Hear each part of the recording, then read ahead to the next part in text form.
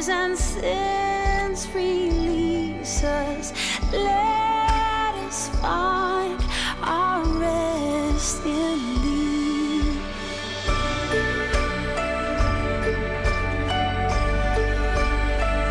Our rest in thee.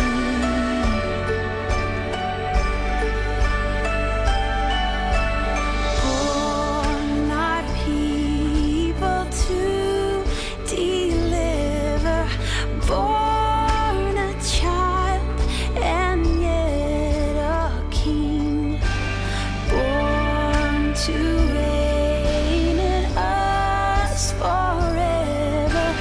Now thy gracious kingdom bring.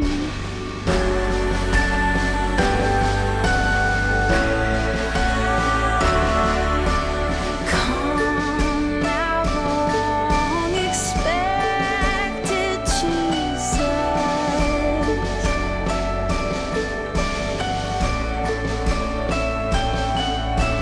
Come, thou long expected Jesus.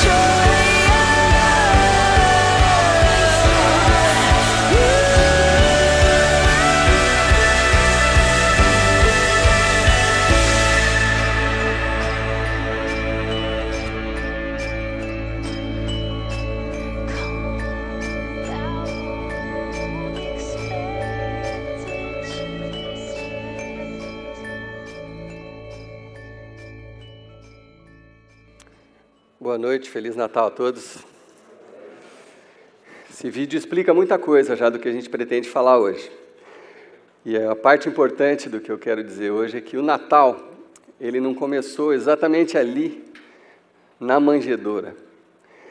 A história do Natal, o resgate, o reencontro de Deus conosco, começou muito antes, com Abraão, que nós podemos ver algumas coisas aí nesse vídeo, mas antes de Abraão, vocês conhecem um pouquinho da história, teve a história do paraíso, de Adão e Eva, da desobediência, do pecado, e Deus tinha dado tudo para nós, tudo, de mão beijada mesmo, tudo de graça, tudo era nosso, a gente tinha acesso a todas as coisas, mas o homem escolheu a desobediência, e pecou, e desapontou Deus, e por isso tiveram as consequências do pecado.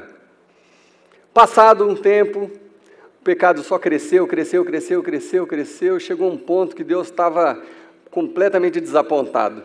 A Bíblia chega a dizer que ele se arrependeu de ter criado o homem. E foi aí que aconteceu o dilúvio. Ele falou assim, não, vou começar tudo de novo, com uma família e com quem quiser aceitar e começar do jeito certo, deixar de pecar, deixar a maldade, nós vamos recomeçar. E aí teve o dilúvio, e aí começou de novo com a família de Noé, e os filhos, as noras, etc. Começou tudo de novo.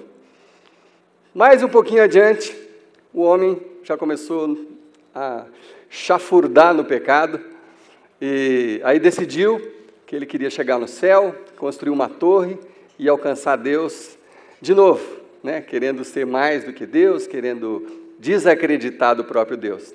E aí teve a história da Torre de Babel, aí Deus olhou e falou, não, esse povo não tem jeito. Aí ele misturou as línguas para que as pessoas já não se entendessem mais, e ficou desapontado de novo com a humanidade. Mas aí chegou num ponto que Deus falou assim, não, peraí, eu vou começar uma nova coisa, um resgate definitivo. E aí escolheu uma pessoa, sem muitos critérios, assim, não era a melhor pessoa do mundo, era um pecador, era um cara imperfeito, era um mentiroso, era um cara que tinha vários defeitos, como todos nós, e Deus escolheu Abraão para recomeçar, e falou assim, olha, a partir daqui eu quero começar uma nova coisa. E aí Deus começou e abençoou a família de Abraão, e aí Jacó, Isaac, Moisés, aí veio Davi, e foi indo, e aí começaram os profetas, né, ainda no Velho Testamento, anunciar a chegada de um Messias. Deus começou a preparar o terreno para enviar o filho dele, para finalmente esclarecer tudo de uma vez por todas e estar completamente presente entre nós, e tirando todas as nossas dúvidas, mostrando como era o reino de Deus, mostrando quem era Deus. Então, Deus começou a preparar o terreno através desses profetas. E na semana passada, quem esteve aqui, nós vimos que o Velho Testamento acaba em Malaquias.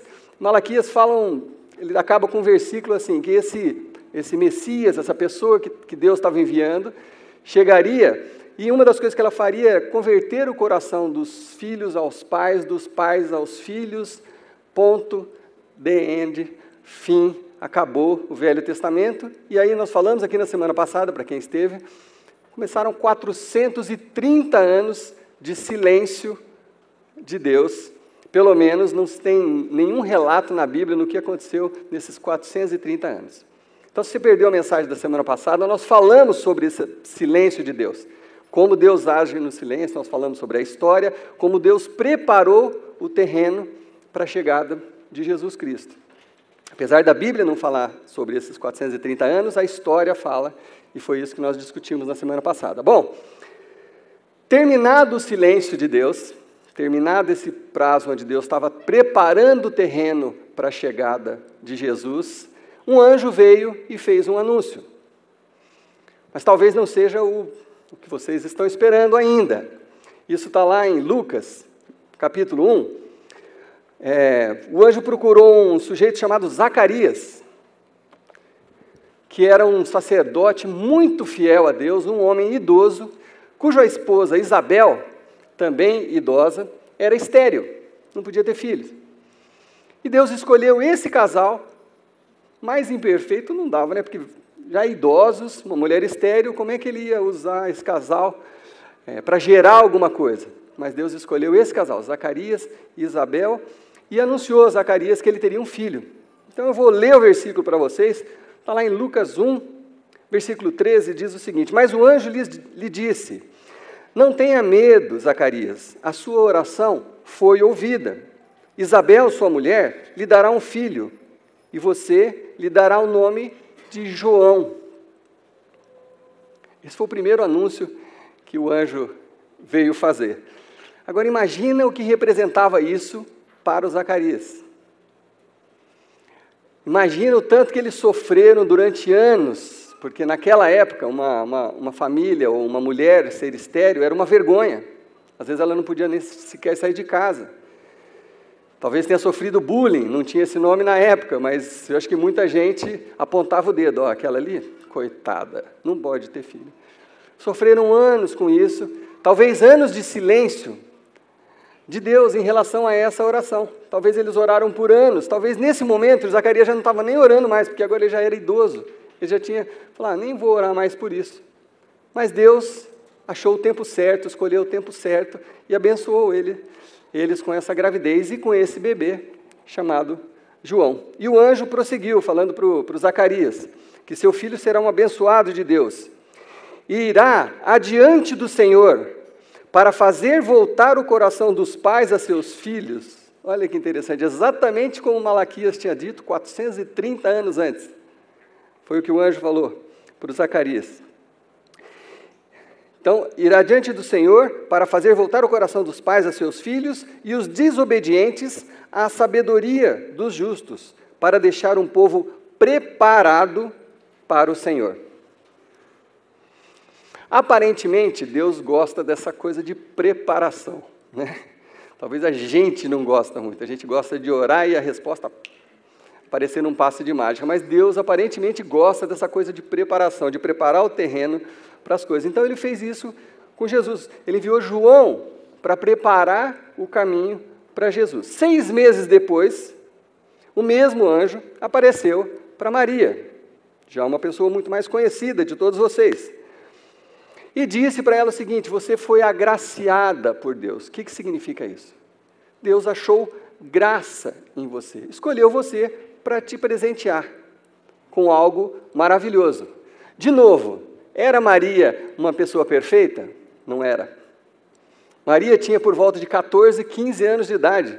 Ela não tinha vivido tanta coisa assim para ser uma pessoa maravilhosa, para Deus falar assim, ela é perfeita, vai ser ela. Não.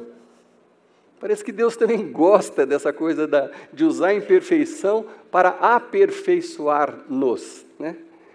Do imperfeito para o perfeito. Então ele, de novo, chamou essa garotinha, que deve ter levado um susto, coitada, né? Como assim, né? Como assim eu vou ter um filho?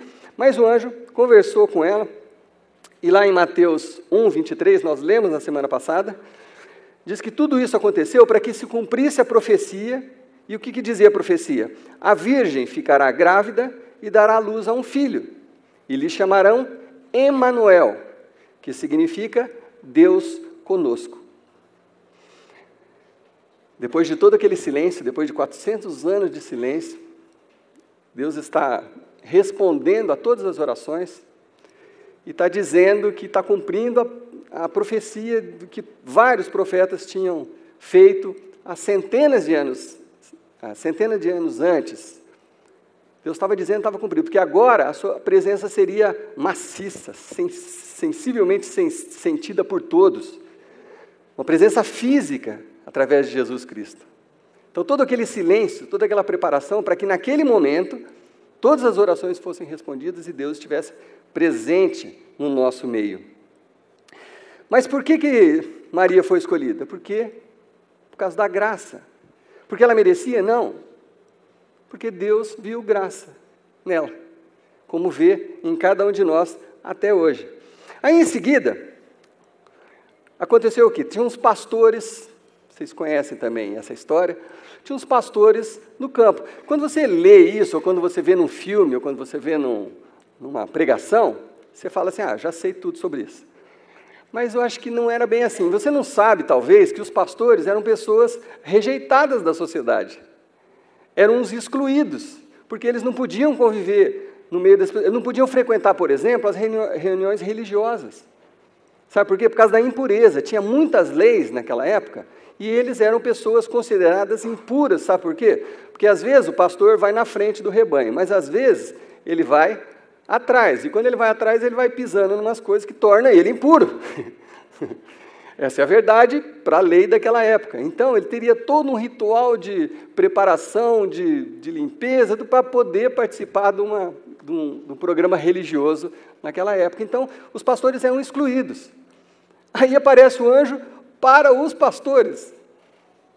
Não parece meio sem sentido? Por que será que Deus não escolheu os filhos dos sacerdotes, por exemplo, ou os próprios sacerdotes? Não seria melhor o anjo ter aparecido para os sacerdotes, anunciando que o filho dele estava chegando, que Jesus estava chegando?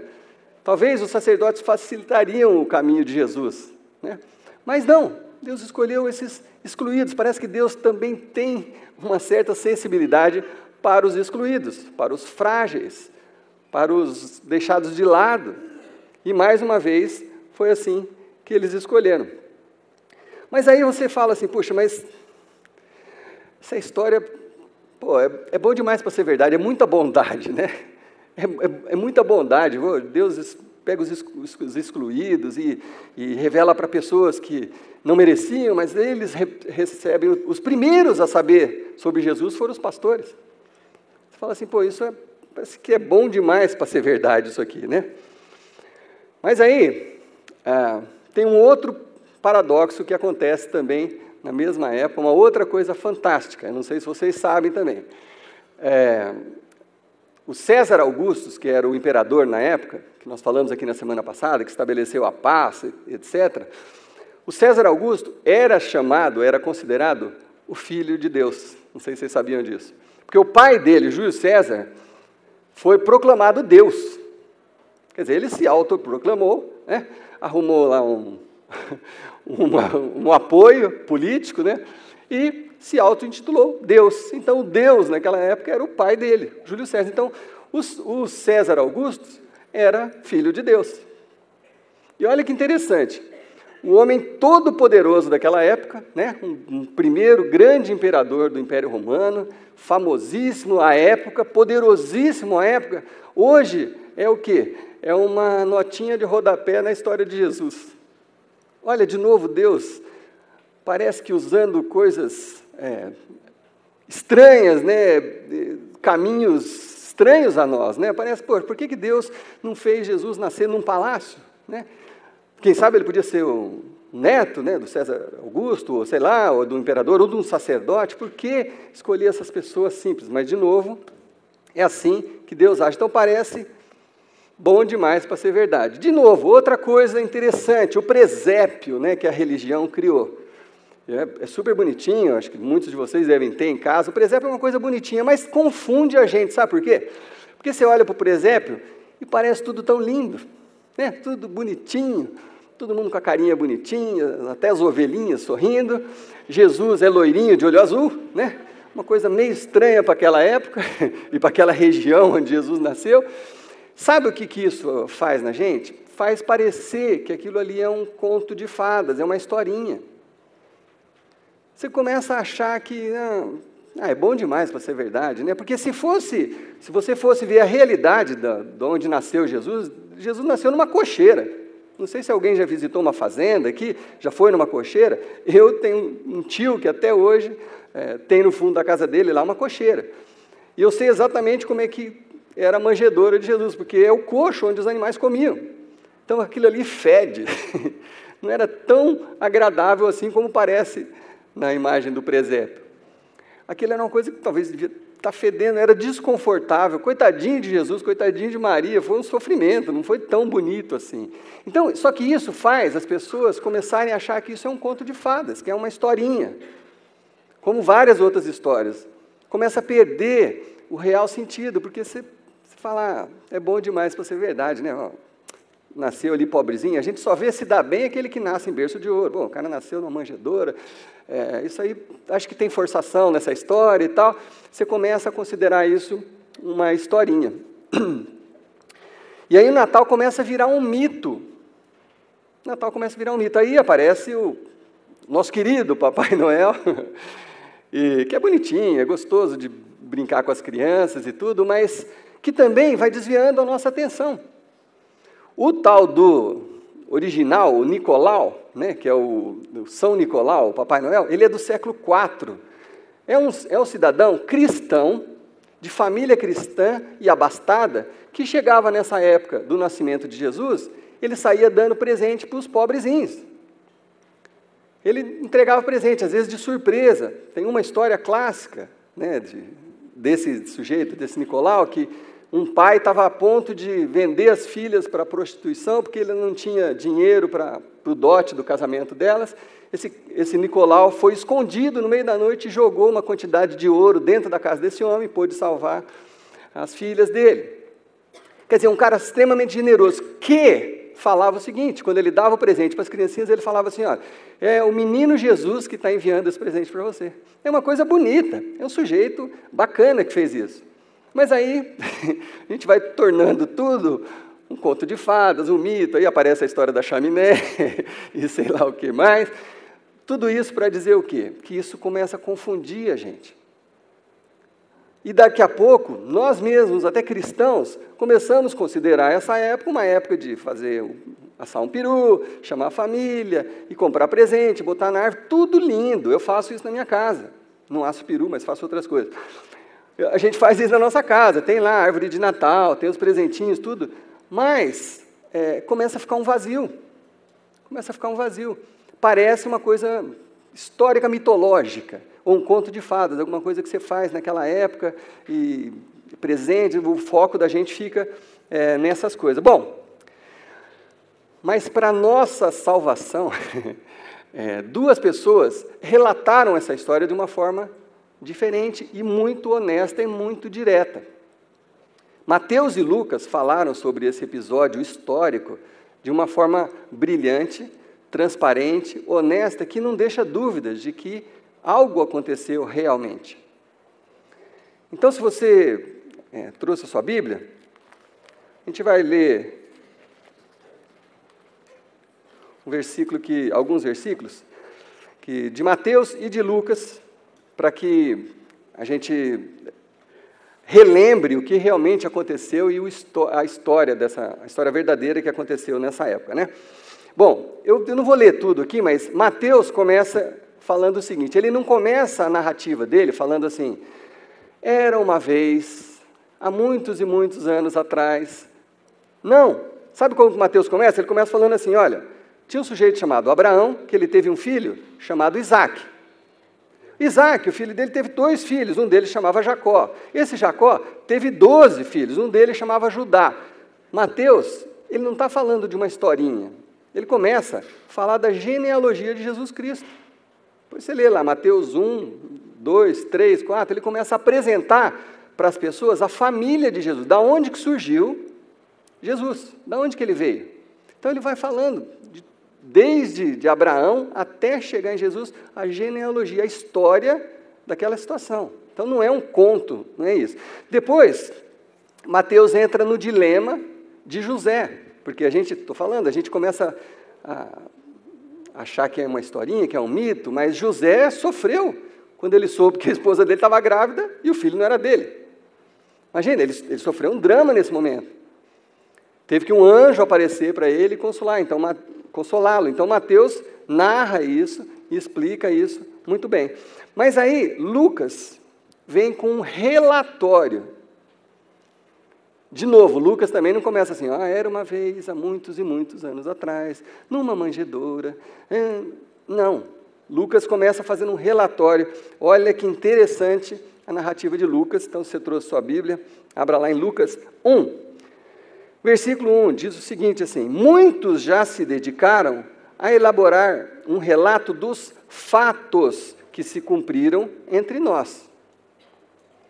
Ele não era nem o primeiro, nem o último que estava narrando os acontecimentos, que estavam todo mundo falando sobre isso naquela época.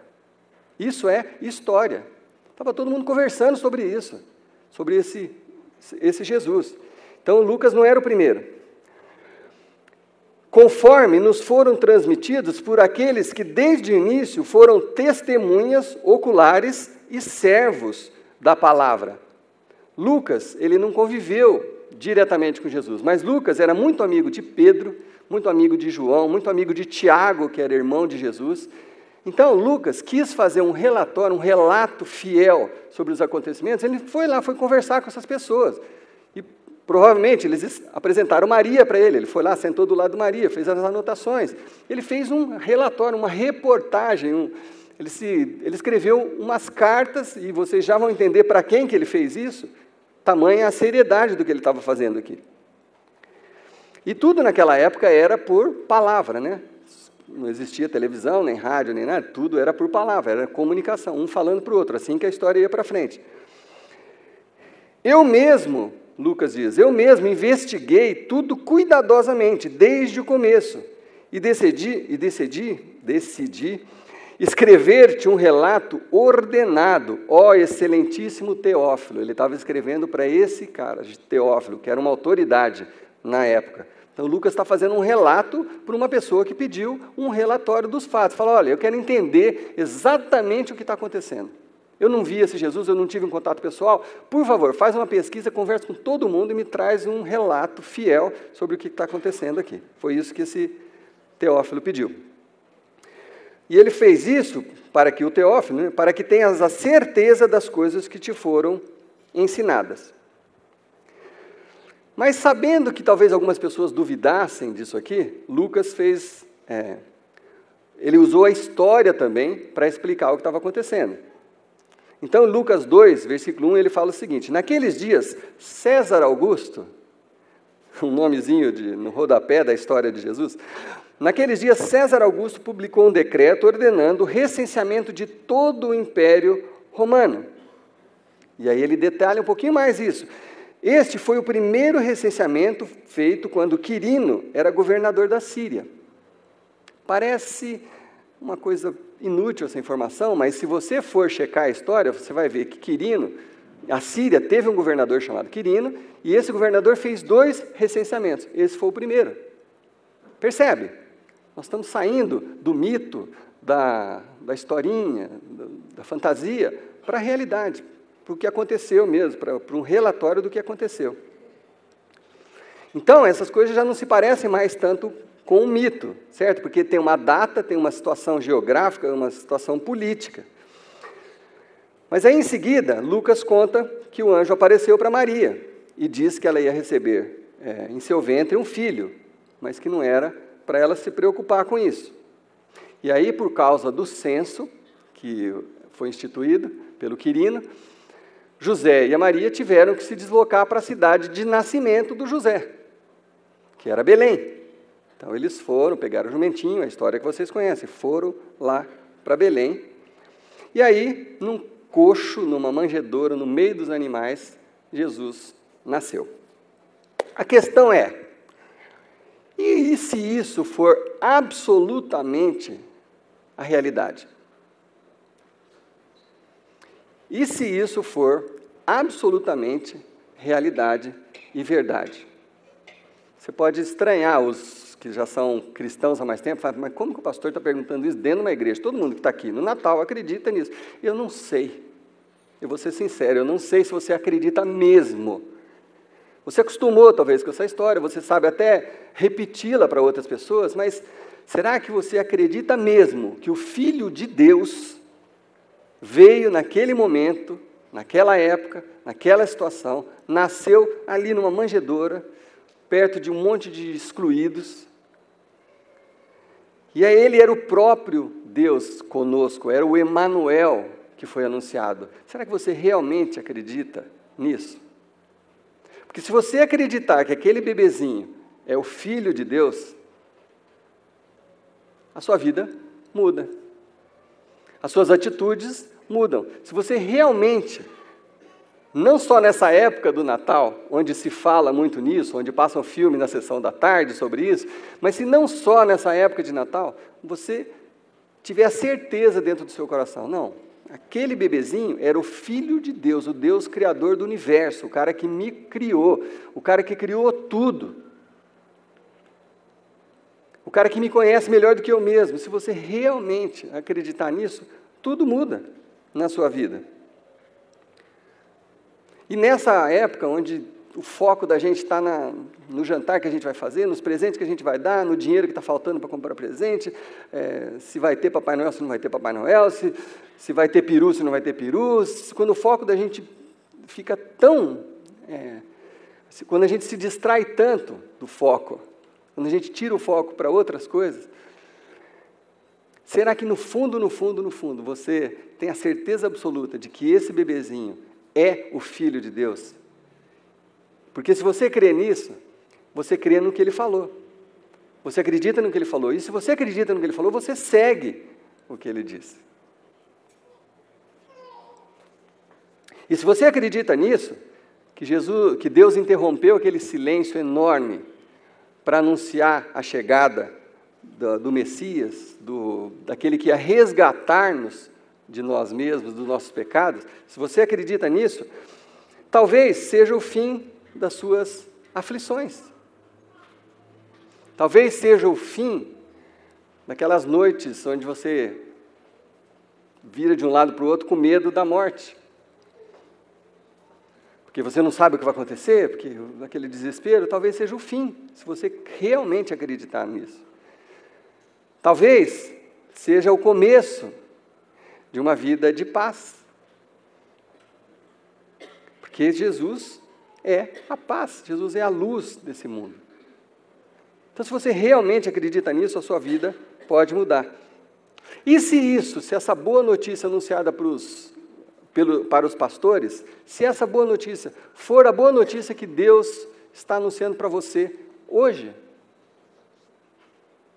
e durante todas essas gerações, o que aconteceu? O que o anjo disse? E aconteceu que um anjo do Senhor apareceu-lhes, para os pastores, né? E a glória do Senhor resplandeceu ao redor deles, e ficaram aterrorizados. Obviamente que eles ficaram aterrorizados. Os caras estão no meio da noite, aquele silêncio, um clarão e um anjo aparece, lógico, eles estavam morrendo de medo. Mas o anjo lhes disse, não temam. Toda vez que aparece um anjo na Bíblia, acompanha essa frase, não temam, você pode ver.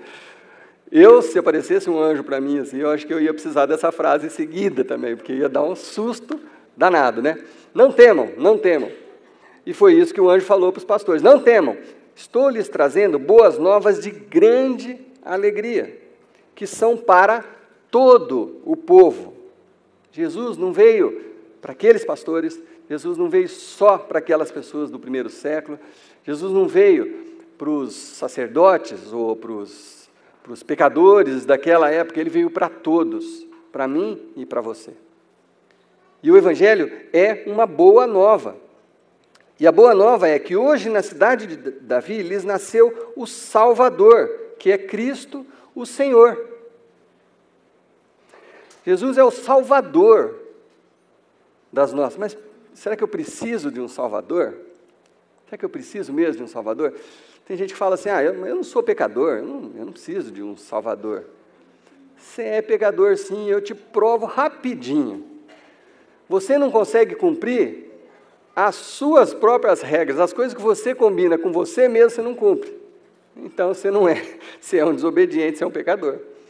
Você promete que esse ano você vai fazer isso, isso e aquilo, e você não faz. Você promete que você nunca mais vai fazer aquilo, e você faz. Então você é um pecador. Eu também sou.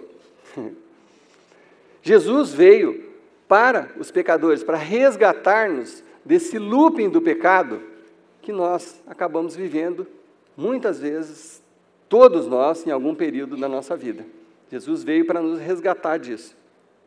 E Jesus não veio com uma lista de regras, ele foi anunciado como a boa nova. A boa nova. Não era uma lista de regras, mais uns mandamentos. Tinha os 10 mandamentos, mais 613 leis. Agora Jesus veio trazer mais algumas. Agora você corta o cabelo assim, você se veste assim, agora você não fala esse tipo de coisa, você faz isso, você tem que andar desse jeito, você tem que sorrir para todo mundo. Não. Jesus veio nos resgatar do pecado, veio nos salvar, veio nos purificar, veio nos dar uma chance de recomeçar.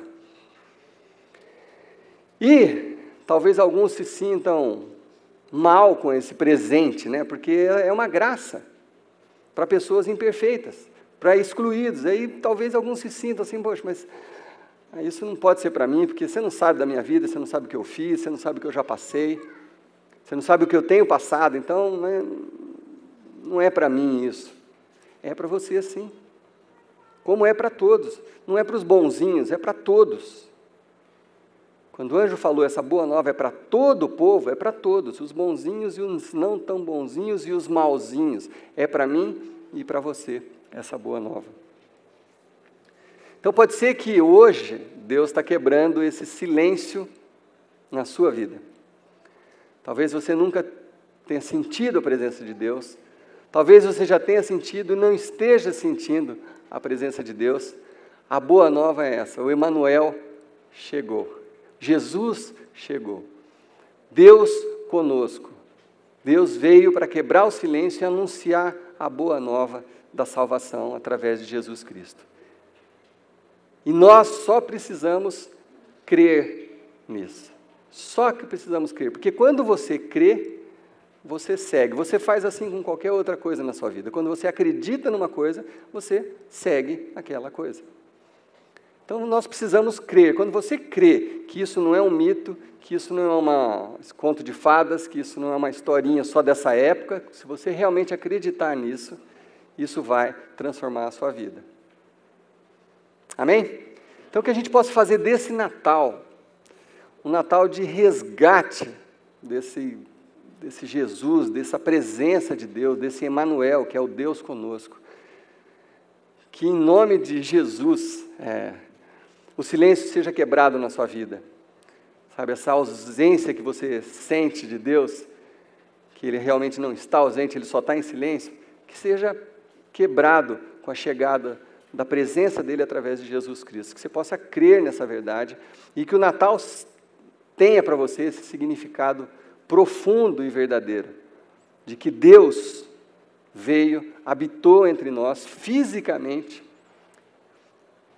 incorporado em Jesus Cristo, e nos mostrou o caminho para a vida, para a paz, para nos livrar do medo da morte, para nos livrar das nossas aflições. Então, se você crê realmente nisso, a sua vida pode ser diferente. Essa é a boa nova do Natal. Essa é a mensagem do Natal. Amém? Senhor Deus, que esse Jesus, aquele bebezinho ali naquela manjedoura,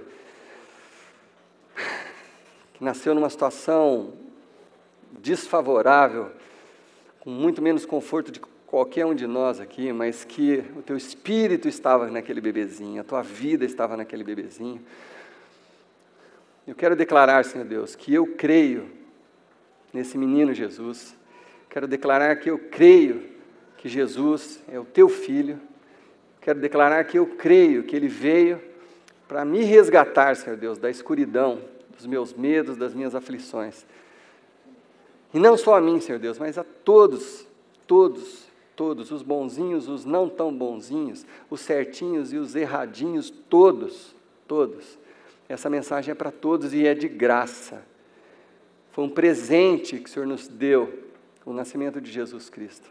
Essa é a boa nova. Que todos nós, Senhor Deus, possamos receber esse presente que é Jesus nos nossos corações e viver uma vida segundo os princípios ensinados por Jesus. E que essa prática, Senhor Deus, transforme as nossas vidas, cure as nossas doenças, as nossas aflições, os nossos desesperos, Senhor Deus. Que a Tua presença nas nossas vidas faça toda a diferença de hoje até o último dia das nossas vidas. Eu creio nisso e oro em nome de Jesus. Amém.